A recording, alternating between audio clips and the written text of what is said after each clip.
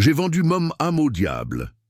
Chapitre 3, partie 4, écrit par Ernestine Bacou. Avais-je un jour été humaine? Pourquoi ai-je accepté? Moi, si jeune, qui allais avoir 19 ans dans une semaine. Je ne comprenais pas moi-même. Une force invisible me dictait-elle ma conduite? Mensonge, j'étais cupide. Philippe me laissa une consigne la veille des obsèques d'Irène.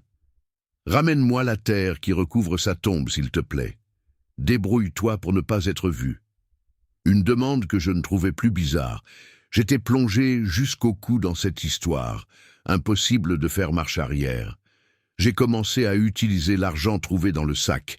J'ai envoyé une somme énorme à ma mère qui a crié « Où as-tu pris cet argent, Nelly ? C'est mon fiancé, maman, il veut m'épouser. Non, tu es encore une enfant naïve. Tes études doivent en être ta priorité. Ce n'est pas le moment de t'intéresser aux hommes, le moment viendra. Un homme n'offre pas de l'argent à une jeune fille ainsi. Retourne-lui son argent. Ma fille, ne t'intéresse pas aux biens terrestres. S'il te plaît, maman, je voudrais t'aider pour les obsèques de Irène. Prends cet argent, je l'ai mérité, s'il te plaît. Pauvre maman, elle qui me voyait naïve et si jeune, si elle savait. J'ai revu Irène 2 fois dans ma salle de bain, mais je l'ai ignorée. Désormais, je savais ce que j'avais à faire. J'ai eu la terre fraîche comme promis. Je l'ai remise à Philippe. Il m'a emmené voir ses amis.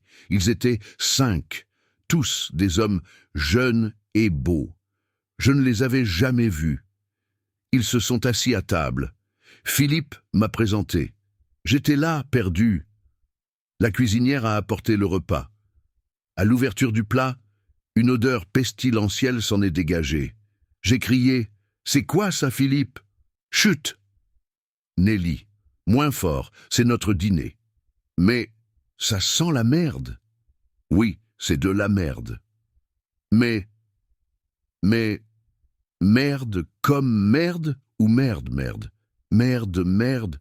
Nous n'allons pas manger ça, Philippe. Rassure-moi. Son silence était plus éloquent que tous les discours du monde. J'étais stupéfaite. C'était la première fois que je me retrouvais confrontée à ceci. Je n'étais pas si sotte. J'avais entendu parler des gens qui se nourrissaient de leurs excréments. Mais je n'y croyais pas. Il y a tellement de choses incroyables qui ne sont pas vraies aujourd'hui. Comment en suis-je arrivé là? J'ai passé la nuit dans ma salle de bain à vomir mes tripes. Je devais arrêter tout ceci.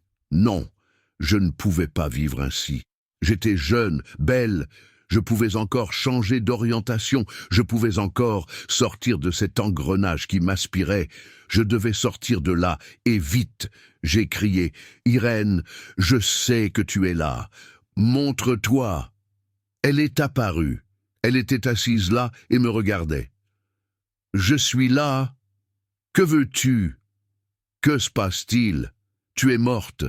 Qu'ai-je à voir avec ta mort? » À suivre, le roman entier est disponible sur Amazon, Fnac, YouScribe et Liretama.